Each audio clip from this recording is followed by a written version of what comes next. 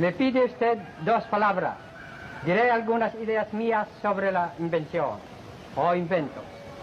El aparato que usted manipula es maravilloso porque reproduce la figura movible al mismo tiempo que emite el sonido de la voz. Cuando con el tiempo se perfeccione este invento, el mundo quedará sorprendido ante los cuadros vivientes y parlantes que ello exhibirá sobre el tiempo. La ciencia ha acrecentado el paso acelerado de los adelantos modernos. Por medio de la ciencia conservamos la salud e inclusive devolvemos la juventud a los que le han perdido. La ciencia también ha impulsado los inventos que se dirigen a la destrucción del hombre por el hombre. Estas dos tendencias contrarias todavía nos dicen que la cantidad de la animalidad en nosotros es muy grande. ¿Cuándo podía la ciencia perfeccionar aparatos que reformen y regeneren a los hombres? ¿Cuándo podrá nuestra humanidad decir que va camino de la perfección moral, de la fraternidad de todos los hombres, de todos los pueblos, de todas las razas y de todos los credos? The whole issue of the war will depend upon your ability to save this continent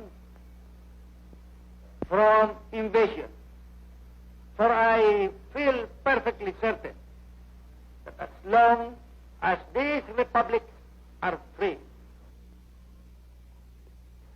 they will be able to make all the liberty-living peoples of the world maintain and preserve their own freedom. Administration. Ikalabing-apat ng Oktubre, taong 1943.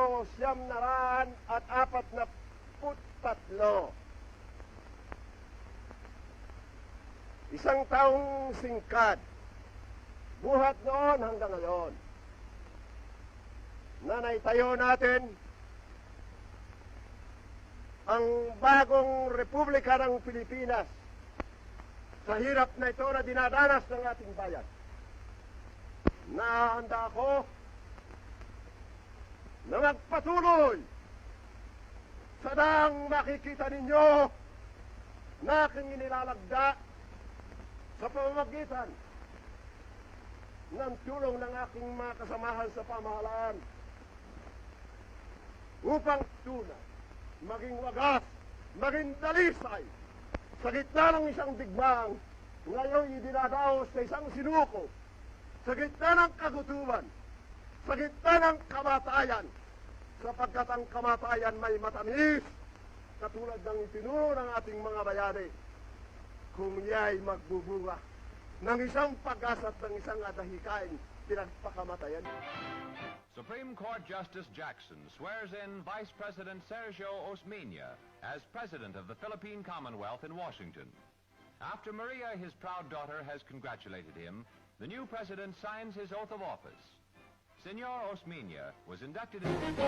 The Filipinos are grateful and have a deep affection for America.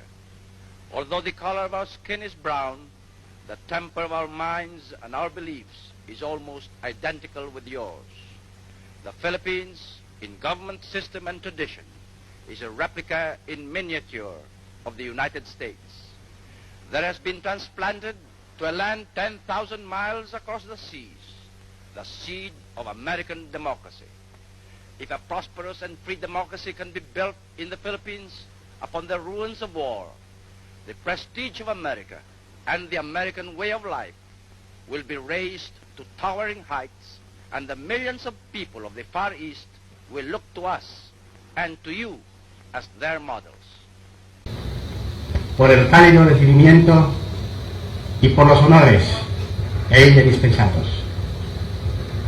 La legendaria galantería hispana ha rebasado sus límites, dando al mundo la más hermosa lección de diplomacia, porque toca al corazón.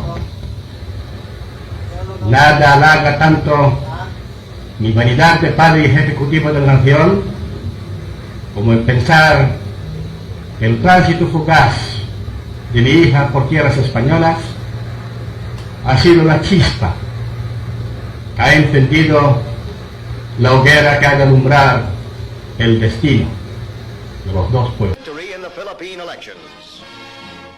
His wife and daughter can now reclaim the one-time mechanic and World War II hero who rose to become constitutional head of the infant Philippine Republic and her 20 million people.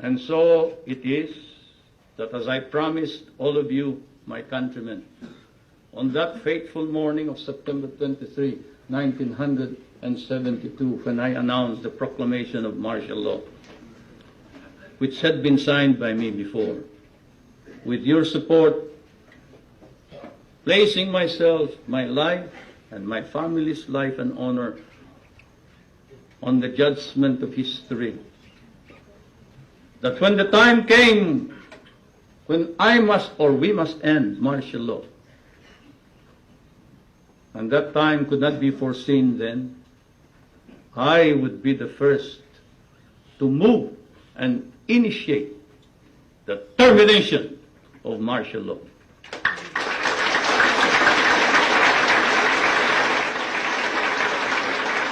It is after deliberate, sober judgment and soul searching that I come before you and say, it is now time to terminate martial law. You see, at that time, Mount St. Vincent did not have a course for political prisoners, so I did not get that instruction here. Anyway, as I said, it was my husband who taught me all about political prisoners, on democracy, and on human rights. And so this is where my learning went into full gear. My presidency was ruled by the following imperatives: respect for and the empowerment of the people, respect for the integrity of the Constitution, respect for the independence of the courts and the constitutional commissions, respect for the separation of powers, and building up professional military and police organizations.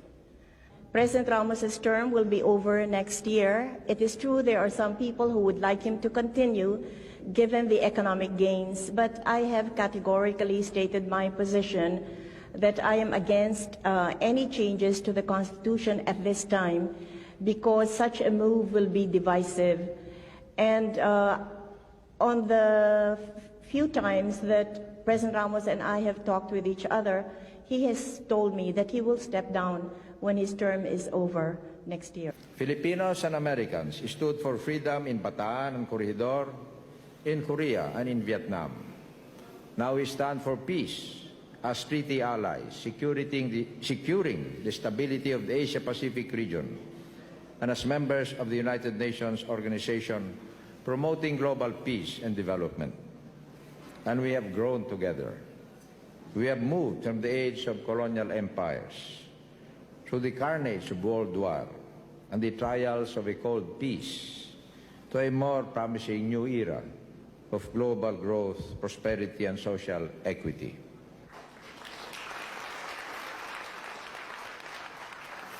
the business community. Market reform and productivity, social reform and democracy. These are the pillars of our new era, where human liberation and human development, as in the Philippines, are proven to work best when applied together in pursuit of the common good. Through it all, we, Filipinos and Americans, have remained bound to one another by the love of freedom, the adherence to democracy, and the respect for individual and community that distinguish every free people. Malubha ang lagay ng ating ekonomiya at namimiligro ang kabangyaman ng ating bansa. The problems we face are such magnitude as to require nothing less than heroic and concerted action. We must move upon them as a single community bound together by common rules that we all agree to respect and obey.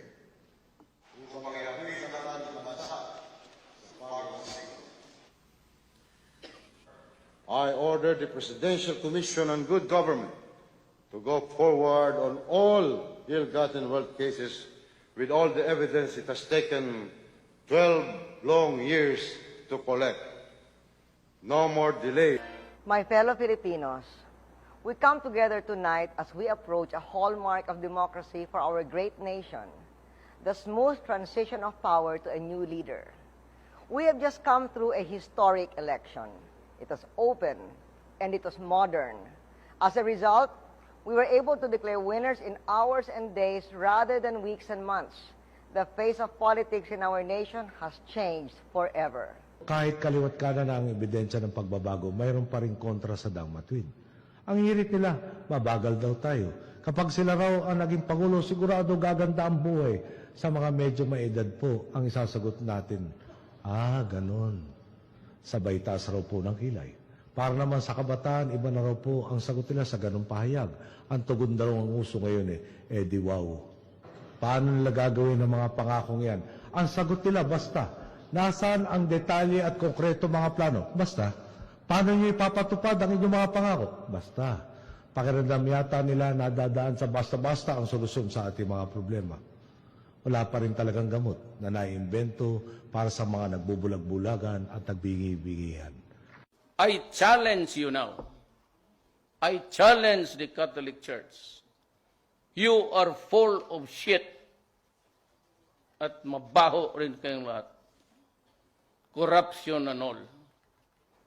Yun lang pagtanggap ninyo, paggamit, paghingi ninyo ng pajero. Hindi na kayo nahiya sa sarili ninyo. Ang kamahal-mahal yung putang ina na maraming Pilipino wala pang kain. Kaya sabi ko, one day, pag hindi na, I will write a book. Hypocrisy. Lahat yan, politician, nagmamakalinis, manwari. Pero kayo ang starring them.